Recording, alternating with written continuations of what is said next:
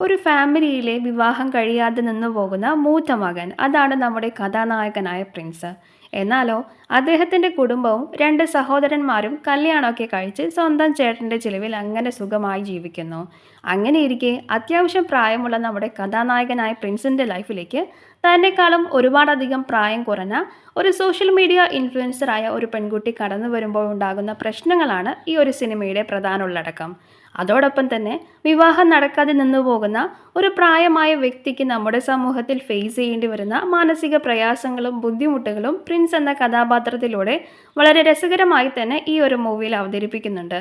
അതോടൊപ്പം വ്യക്തികളുടെ സ്വകാര്യതയിലേക്ക് അതിര് കടന്നു വരുന്ന സാമൂഹ്യ മാധ്യമങ്ങളുടെ പല കാര്യങ്ങളും ഈ ഒരു സിനിമയുടെ മറ്റൊരു പ്രത്യേകതയാണ്. അപ്പോൾ നമുക്കിനി സ്റ്റോറിയിലോട്ട് വരാം. So welcome back to our channel cinematographer. നമ്മുടെ ചാനൽ ഇതുവരെയും സബ്സ്ക്രൈബ് ചെയ്യാത്ത കൂട്ടുകാരുണ്ടെങ്കിൽ എത്രയും പെട്ടെന്ന് സബ്സ്ക്രൈബ് ചെയ്ത് സപ്പോർട്ട് ചെയ്യാൻ മറക്കരുതേ. അപ്പോൾ നമുക്ക് സ്റ്റോറിയിലേക്ക് വരാം. നമ്മുടെ ജനപ്രിയ നടനായ ദിലീപ് കേന്ദ്ര കഥാപാത്രമായി 2025 റിലീസ് ചെയ്ത ഒരു കോമഡി ഡ്രാമ ഫാമിലി മൂവിയാണ് പ്രിൻസ് ആൻഡ് ഫാമിലി. നമ്മുടെ ഹീറോ ആയ പ്രിൻസ് ആണെങ്കിൽ ഒരു ബ്രൈഡൽ ഷോപ്പൊക്കെ നടത്തുന്ന ഒരു ഫേമസ് ആയിട്ടുള്ള ഫാഷൻ ഡിസൈനറാണ്. പ്രിൻസിൻ്റെ അച്ഛനായ ബേബിക്കും അമ്മയായ ജിൻസിക്കും പ്രിൻസ് ഉൾപ്പെടെ 3 ആൺമക്കളാണ്. അതിൽ മൂത്ത മകനാണ് പ്രിൻസ്, രണ്ടാമത്തവൻ ജിൻസ്, അതായത് നമ്മുടെ ധ്യാൻ ശ്രീനിവാസൻ. ജിൻസിനാണെങ്കിൽ പ്രത്യേകിച്ച് ഒരു ജോലിയും തന്നെ ഇല്ല.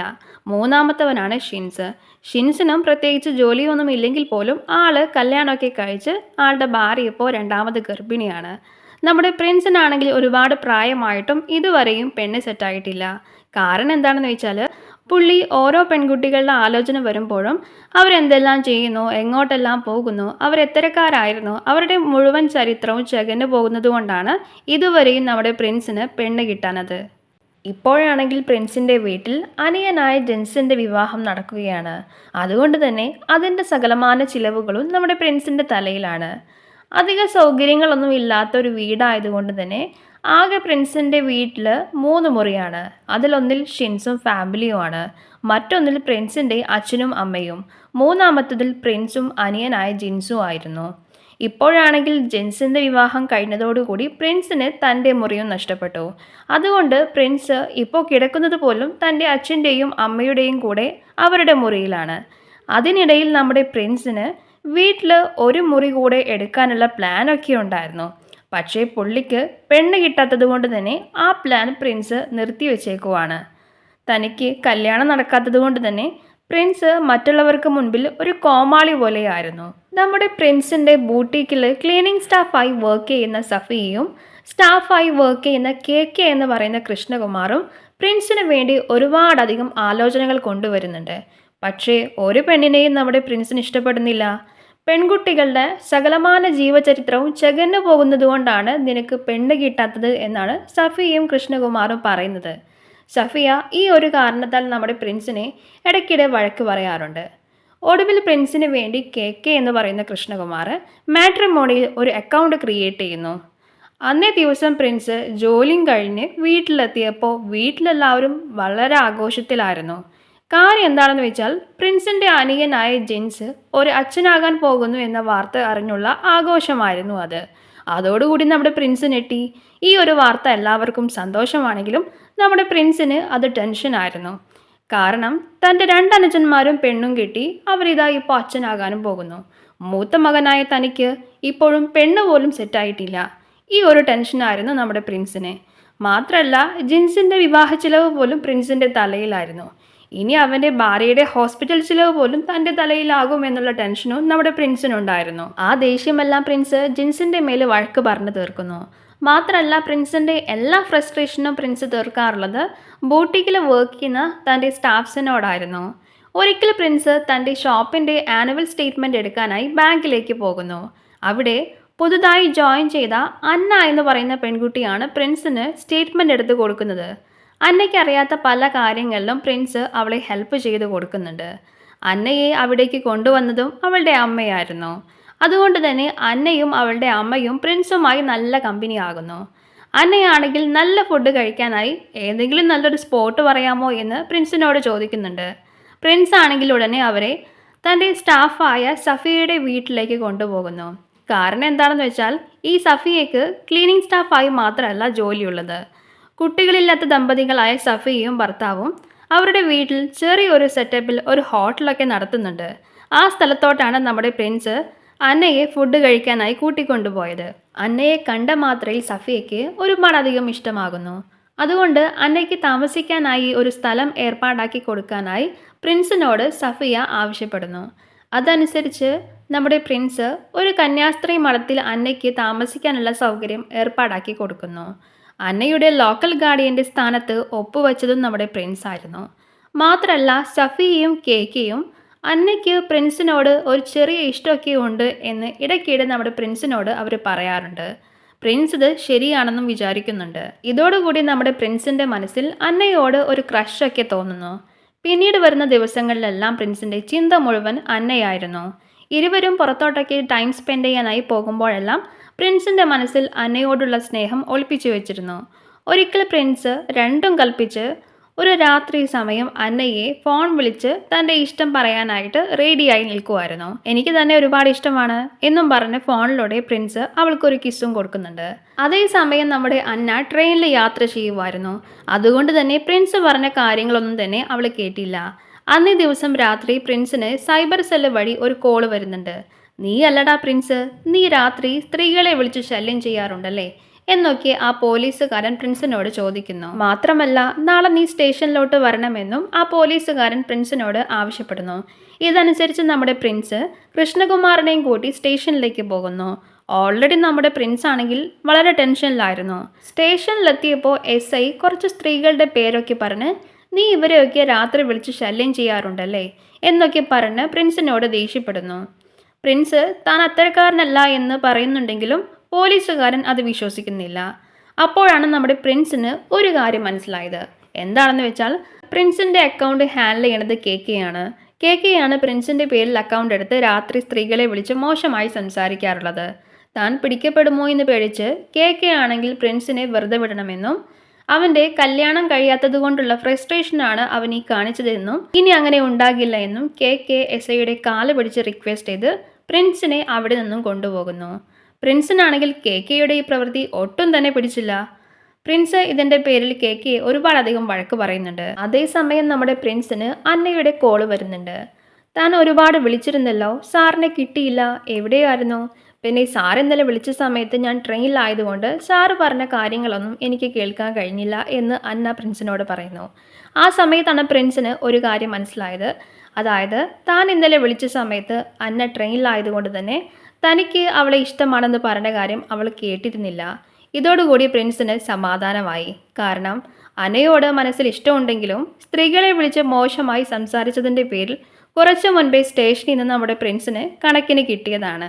മാത്രമല്ല അന്നയ്ക്ക് പ്രിൻസിനെ എത്രയും പെട്ടെന്ന് മീറ്റ് ചെയ്യണമെന്നും തൻ്റെ ലൈഫിലെ വളരെ പ്രധാനപ്പെട്ട ഒരു കാര്യം പറയാനുണ്ടെന്നും പ്രിൻസിനോട് അന്ന പറയുന്നു. ഇത് കേട്ടതും നമ്മുടെ പ്രിൻസ് ഒരുപാടധികം ഹാപ്പി ആകുന്നുണ്ട്. കാരണം അന്ന തന്നോട് ഇഷ്ടമാണെന്ന് പറയുമെന്നാണ് നമ്മുടെ പ്രിൻസ് വിചാരിക്കുന്നത്. അന്നേ ദിവസം നമ്മുടെ പ്രിൻസ് അന്നയെയും അവളുടെ അമ്മയെയും മീറ്റ് ചെയ്യാനായി പോകുന്നു. അന്നയാണെങ്കിലോ തൻ്റെ അമ്മയ്ക്ക് പ്രിൻസിനെ ഒരുപാടധികം ഇഷ്ടമാണെന്നും കല്യാണം കഴിക്കാൻ താല്പര്യമുണ്ടെന്നും അന്ന പ്രിൻസിനോട് പറയുന്നു. ഇത് കേട്ടതും നമ്മുടെ പ്രിൻസ് ആണെങ്കിൽ ഒരുപാടധികം ഷോക്കായി അവിടെ നിന്ന് എത്രയും പെട്ടെന്ന് സ്ഥലം വിടുന്നു. പ്രിൻസിനാണെങ്കിൽ അന്ന പറഞ്ഞ കാര്യങ്ങളൊന്നും ഉൾക്കൊള്ളാനായില്ല. പ്രിൻസ് സ്നേഹിച്ചത് അന്നയായിരുന്നു, പക്ഷേ അവൾ ആവശ്യപ്പെട്ടതോ തൻ്റെ അമ്മയ്ക്കൊരു ജീവിതവും. ഇതെല്ലാം ചിന്തിച്ച് ടെൻഷനായി പ്രിൻസ് മദ്യപിച്ച് അവശനായി തനിക്ക് ഇനി ഒരു വിവാഹമേ വേണ്ടെന്നും തൻ്റെ ജോലി സംബന്ധിച്ച് താൻ ബാംഗ്ലൂർക്ക് പോകുവാണെന്നും ഇവിടെയുള്ള തൻ്റെ ബൂട്ടിക്ക് കേക്കയോട് നോക്കുവാനും പ്രിൻസ് ആവശ്യപ്പെടുന്നു. അങ്ങനെ കുറച്ച് ദിവസത്തിന് ശേഷം ഷിൻസിൻ്റെ ഭാര്യ രണ്ടാമത് പ്രസവിക്കുന്നു. പ്രിൻസ് ഉൾപ്പെടെ എല്ലാവരും ഹോസ്പിറ്റലിലായിരുന്നു. അതേസമയം ജിൻസിൻ്റെ ഭാര്യയുടെ സ്കാനിംഗ് റിപ്പോർട്ടും വരുന്നുണ്ട്. ജിൻസിന് ട്വിൻസ് ആണെന്നറിയുന്നു. ഇത് കേട്ടതും നമ്മുടെ പ്രിൻസ് ഒരുപാട് ഷോക്കാകുന്നുണ്ട്. ഇനി ഇവരുടെ കുഞ്ഞുങ്ങളുടെ ചിലവും തൻ്റെ തലയിലാകുമല്ലോ എന്ന് വിചാരിച്ച് പ്രിൻസ് ഒരുപാട് ടെൻഷനാകുന്നു. അങ്ങനെ ഇരിക്കെ പ്രിൻസിന് ബാംഗ്ലൂരിൽ നിന്ന് ഒരു ജോലി റെഡിയായെന്നും പറഞ്ഞൊരു കോള് വരുന്നു. അതേസമയം തന്നെയായിരുന്നു മാട്രിമോണി സൈറ്റിൽ ചിഞ്ചു റാണി എന്ന 24-കാരിയുടെ റിക്വസ്റ്റ് വന്നത്. പ്രിൻസ് ആണെങ്കിൽ ആ ഒരു മാരേജ് റിക്വസ്റ്റ് അക്സെപ്റ്റ് ചെയ്യുന്നു. ഇതുവരെ തനിക്കുണ്ടായ അനുഭവങ്ങളെല്ലാം മോശമാണെങ്കിലും മനസ്സോടെ പ്രിൻസ് ചിഞ്ചു റാണിയുമായിട്ട് ചാറ്റ് ചെയ്ത് അവളുമായി ക്ലോസ് ആകുന്നു. പിന്നീട് അവളെ മീറ്റ് ചെയ്യാനായി പോകുന്നു. ആദ്യ കാഴ്ചയിൽ തന്നെ പ്രിൻസിന് അവളെ ഒരുപാടധികം ഇഷ്ടമാകുന്നുണ്ട്. അങ്ങനെ പ്രിൻസും കേക്കയും ചിഞ്ചു റാണിയെ പെണ്ണ് കാണാനായി പോകുന്നു.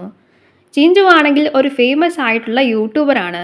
അതുകൊണ്ട് തന്നെ അവളുടെ സംസാരവും പ്രവൃത്തികളും ഒരുമാതിരി കിളിപോയ മട്ടിലായിരുന്നു. മൊത്തത്തിൽ പുള്ളിക്കാരി നല്ല ആക്റ്റീവായിരുന്നു. പ്രിൻസ് ചിഞ്ചുവിനെ പെണ്ണ് കാണാൻ പോയതറിഞ്ഞ് പ്രിൻസിന്റെ ഒരു കസിനായ ഒരു പെൺകുട്ടി ചിഞ്ചുവിനെ പറ്റി വാ തോരാതെ അവനോട് സംസാരിക്കുന്നു. അതായത് ചിഞ്ചു സ്കൂൾ കാലഘട്ടത്തിലാണെങ്കിലും കോളേജിലാണെങ്കിലും ഒരു സ്റ്റാർ തന്നെയായിരുന്നു, അവൾ മിടുക്കിയാണെന്നും പ്രിൻസിനോട് അവൻ്റെ കസിൻ പറയുന്നു. പിന്നീടാകട്ടെ പ്രിൻസ് ചിഞ്ചുവിനെ പെണ്ണ് കാണാൻ വന്നപ്പോൾ അതെല്ലാം യൂട്യൂബിൽ ലൈവ് ഇടുമായിരുന്നു നമ്മുടെ ചിഞ്ചു. ഇതെല്ലാം കണ്ട് പ്രിൻസിൻ്റെ വീട്ടുകാരും ഒരുപാട് പ്രൗഡാകുന്നുണ്ട്.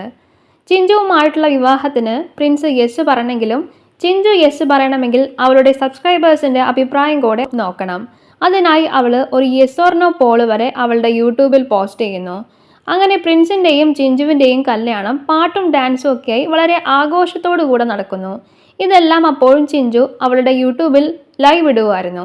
ഇതെല്ലാം കാണുമ്പോൾ പ്രിൻസിന് എന്തോ പോലെ തോന്നുമെങ്കിലും പ്രിൻസിൻ്റെ വീട്ടുകാരും നാട്ടുകാരും ഇതെല്ലാം ഒരുപാടധികം എൻജോയ് ചെയ്യുന്നുണ്ടായിരുന്നു. അങ്ങനെ കല്യാണമൊക്കെ കഴിഞ്ഞ് ഇരുവരും വീട്ടിലെത്തിയ ദിവസം ചിഞ്ചുവിൻ്റെ യൂട്യൂബ് ചാനലിന് 1 മില്യൺ സബ്സ്ക്രൈബേഴ്സ് ആകുന്നു. ഇതറിഞ്ഞ് ചിഞ്ചുവിനെ കാത്ത് അവളുടെ ഒരുപാട് സബ്സ്ക്രൈബേഴ്സ് പ്രിൻസിൻ്റെ വീട്ടിലേക്ക് അത് ആഘോഷിക്കാനായി എത്തുന്നു. വലിയൊരു ആഘോഷം തന്നെയായിരുന്നു അവിടെ അന്ന്. കല്യാണ ദിവസം ചിഞ്ചു പ്രിൻസിന് മൊത്ത കുളത്തിൽ ചാടുന്നുണ്ട്. യൂട്യൂബിൽ വൈറലാകാനുള്ള ചിഞ്ചുവിൻ്റെ പരിപാടിയായിരുന്നു അത്. എന്തിനു പറയണം, പ്രിൻസിൻ്റെയും ചിഞ്ചുവിൻ്റെയും ഫസ്റ്റ് നൈറ്റിന് പോലും വീഡിയോ എഡിറ്റിംഗ് ആയിരുന്നു നമ്മുടെ ചിഞ്ചുവിന് പണി. അടുത്ത ദിവസം ചിഞ്ചു ക്യാമറയും തൂക്കി കിച്ചണിലോട്ട് വന്ന് പ്രിൻസിൻ്റെ അമ്മയെ ഉൾപ്പെടുത്തിക്കൊണ്ട് ലൈവ് ഇടുന്നു. കൂടെ പ്രിൻസും കുടുംബത്തിലെ മറ്റുള്ളവരും ലൈവിൽ ചിഞ്ചുവിനൊപ്പം കൂടെ കൂടുന്നു. പിന്നീട് ചിഞ്ചുവിൻ്റെ ഭർത്താവ് എന്ന പേരിൽ പ്രിൻസ് നാടാകെ അറിയപ്പെടുന്നു. ചിഞ്ചു ആണെങ്കിൽ ഡെയിലി നടക്കുന്ന എല്ലാ കാര്യങ്ങളും യൂട്യൂബിൽ അപ്ലോഡ് ചെയ്യുമായിരുന്നു. അങ്ങനെ ഇരിക്കെ ഒരു ദിവസം ചിഞ്ചുവുമൊത്ത് നീ ഹണിമൂൺ പോകുന്നില്ലേ, നിങ്ങളുടേതായ കുറച്ച് ദിവസം മാറ്റി വയ്ക്കാനായി സഫിയ പ്രിൻസിനെ ഉപദേശിക്കുന്നു. ഇത് കേട്ട് പ്രിൻസ് ചിഞ്ചുവിനെയും കൂട്ടി ഹണിമൂണിന് പോകുവാനായി റെഡിയായി ഇറങ്ങുമ്പോൾ ഇതാ പ്രിൻസിൻ്റെ അച്ഛനും അമ്മയും ഫാമിലിയിലെ മറ്റ് മെമ്പേഴ്സും റെഡിയായി വരുന്നു. അപ്പോഴാണ് നമ്മുടെ പ്രിൻസിന് മനസ്സിലായത് ഇവരെല്ലാവരെയും ഹണിമൂണിന് വിളിച്ചത് ചിഞ്ചു ആയിരുന്നു. മാത്രമല്ല ഹണിമൂണിന് പോകുമ്പോൾ ഉണ്ടാകുന്ന എല്ലാ കാര്യങ്ങളും ചിഞ്ചു വീഡിയോ എടുത്ത് യൂട്യൂബിൽ അപ്ലോഡ് ചെയ്യുമായിരുന്നു. അങ്ങനെ ഹണിമൂൺ എല്ലാം കഴിഞ്ഞ് വന്നപ്പോഴാണ് ചിഞ്ചുവിൻ്റെ ഒരു അങ്കിള് മരിച്ചെന്നറിഞ്ഞത്. പക്ഷേ ചിഞ്ചുവിനാണെങ്കിൽ അതെല്ലാം യൂട്യൂബിൽ അപ്ലോഡ് ചെയ്യാനുള്ള ഒരു കണ്ടന്റ് മാത്രമായിരുന്നു. നെക്സ്റ്റ് ഡേ ചിഞ്ചുവിന് ഒരു ഇനോഗ്രേഷൻ ഉണ്ടായിരുന്നു. അവിടെ നിന്നാണ് ചിഞ്ചു ഫ്രണ്ട്സ് വഴി അവളെ ഞെട്ടിപ്പിക്കുന്ന ആ കാര്യം അറിഞ്ഞത്. കാര്യം എന്താണെന്ന് വെച്ചാൽ യൂട്യൂബിൽ ട്രെൻഡിങ്ങിലുണ്ടായിരുന്ന ചിഞ്ചുവിൻ്റെ സ്ഥാനം കടത്തിവെട്ടിച്ചുകൊണ്ട് മലബാർ മൊഞ്ചത്തി എന്ന യൂട്യൂബർ യൂട്യൂബിൽ ട്രെൻഡിങ്ങിൽ ടോപ്പായിരിക്കുന്നു. ഇത് കേട്ടതും ചിഞ്ചുവിന് ആകെ വിഷമായി. എന്നാൽ പ്രിൻസ് അവളെ സമാധാനിപ്പിക്കുന്നുണ്ട്. അങ്ങനെ ചിഞ്ചുവിനെയും കൂട്ടി പ്രിൻസ് ഫുഡ് കഴിക്കാനായി സഫിയയുടെ അടുത്തേക്ക് പോകുന്നു. അവിടെ നിന്നും വീട്ടിലേക്ക് എത്തിയ ചിഞ്ചു പ്രിൻസിൻ്റെ അമ്മയോട് ദേഷ്യപ്പെടുന്നുണ്ട്. കാര്യം എന്താണെന്നറിയാതെ പ്രിൻസിൻ്റെ അമ്മ ഇരുവരെയും നോക്കുന്നുണ്ട്. മാത്രമല്ല മുൻപ് ചിഞ്ചുവുമായി എഗ്രിമെൻ്റ് എഴുതിയ ആളിപ്പോൾ ആ ആഡുകളെല്ലാം മലബാർ മൊഞ്ചത്തി എന്ന യൂട്യൂബർക്ക് കൊടുക്കുന്നു. അതിനെതിരായി ഒരു കേസ് ഫയൽ ചെയ്യാനായി അടുത്ത ദിവസം പ്രിൻസിനെയും കൂട്ടി ഒരു വക്കീലിനെ ചിഞ്ചു കാണാനായിട്ട് പോകുന്നു. വക്കീലിനോട് ചിഞ്ചുവും പ്രിൻസും സംസാരിച്ചു കൊണ്ടിരിക്കെ പ്രിൻസിന് കേക്കയുടെ കോള് വരുന്നുണ്ട്. ചിഞ്ചുവുമായുള്ള വിവാഹത്തിന് ശേഷം അവളുമായി പല ഷൂട്ടിനും അവളുടെ കൂടെ പോകാറുള്ളത് നമ്മുടെ പ്രിൻസാണ്. അതുകൊണ്ട് തന്നെ തൻ്റെ ബൂട്ടിക്കിലെ എല്ലാ കാര്യങ്ങളും അവതാളത്തിലാണ്. ഈ ഒരു കാര്യം പറയാനായി കെ പ്രിൻസിനെ വിളിക്കുമ്പോൾ പ്രിൻസിനോട് ദേഷ്യപ്പെട്ട് ആ കോൾ കട്ട് ചെയ്യാനായി ചിഞ്ചു ആവശ്യപ്പെടുന്നു.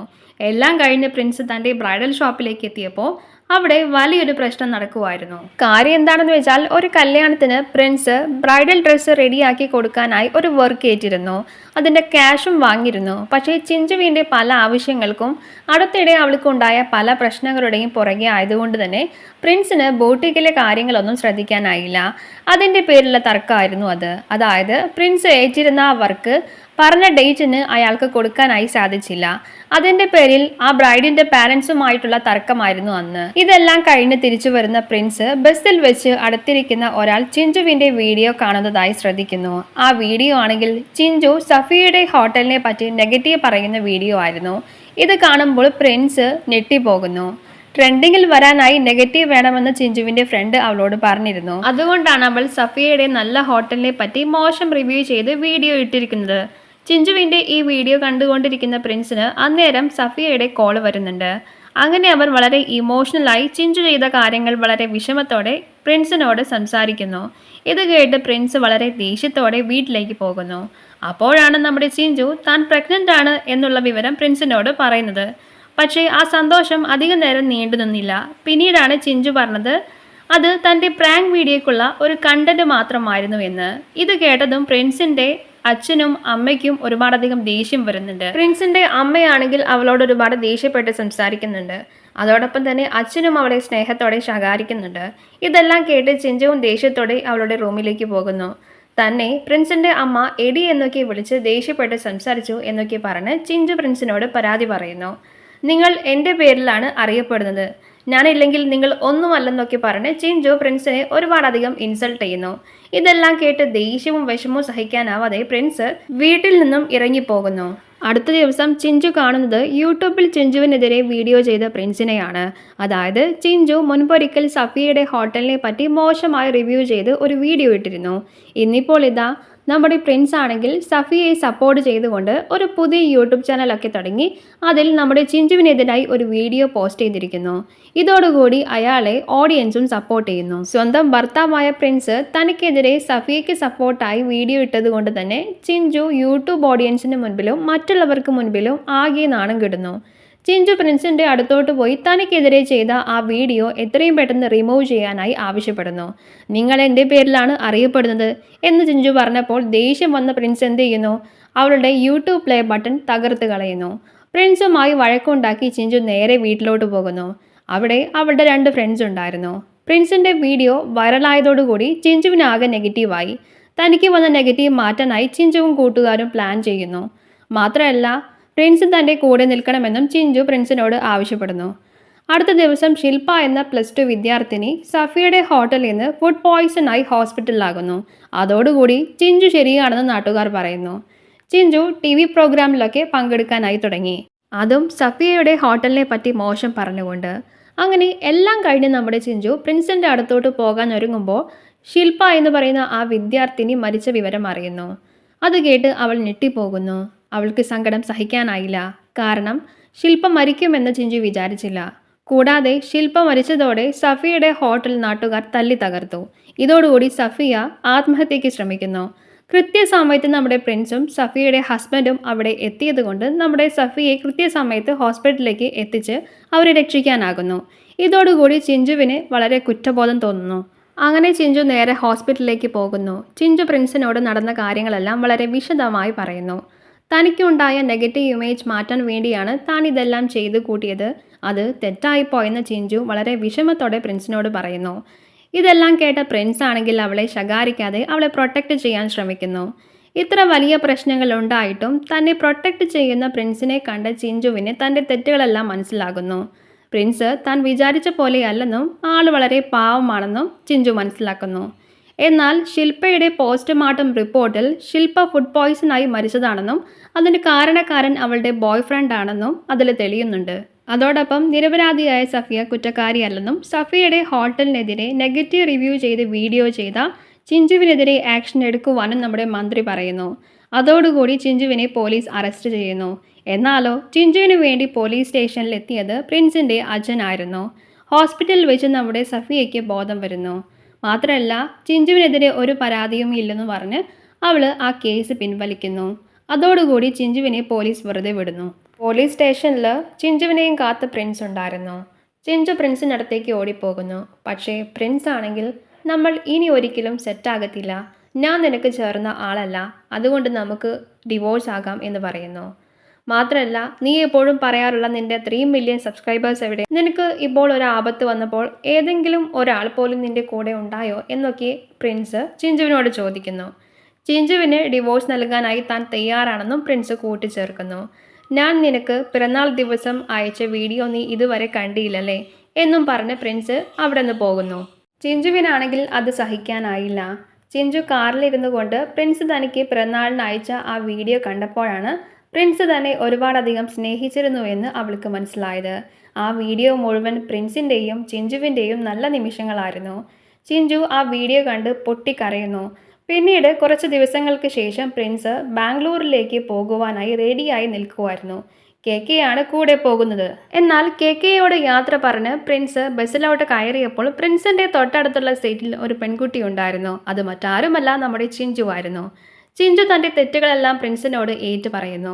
ഇതെല്ലാം കേട്ട് നമ്മുടെ പ്രിൻസിനും അവളോട് സ്നേഹം തോന്നി അവൾക്ക് രണ്ടാമതൊരു ചാൻസ് കൂടെ കൊടുക്കുന്നു.